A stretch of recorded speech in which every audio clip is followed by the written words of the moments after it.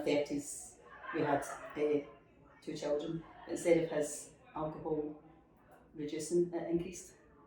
So by the time the boys were 6, I knew that his alcohol was so bad that they were seeing him literally coming in. He would come in any day of the week, and he could be lying face down in the hall.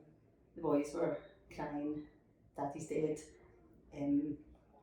There were times when he would be aggressive through alcohol, and my boys saw this growing up. It escalated to the point where I became really a single parent family. And friends used to joke, you're a single parent of 3 children, because he was classed as one of the children. So things like going out for days out, he would say, yeah, I'll come on the day out. I'll get the boys ready, say we'd be going bowling, and then he would decide 10 minutes before we were due to leave that he wasn't coming, he was going to go to the pub instead. That was his downtime. So the boys were constantly disappointed. I was disappointed. And then we never knew what we were coming home to. And really any day of the week, he would be a good dad when he was sober. He wanted to be involved with the boys and me and do things together, but he gradually withdrew from all family events like birthdays, and it didn't involve lots and lots of alcohol. But I think that the effect it had on my children, our children, was that they couldn't understand why Dad didn't want to spend time with them. My children don't know how to deal with it because they love their dad, but they're constantly on edge that he's going to die, and that's just a horrible way for them to live.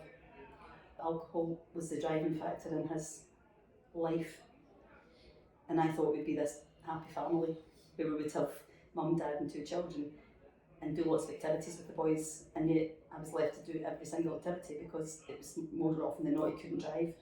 The wider impact was financial, mentally, yeah, and I probably at times, and I know I did at times, use alcohol as a crutch myself.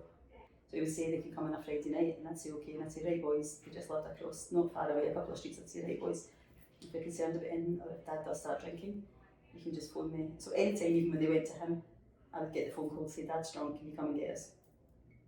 So that's been really a recurring theme.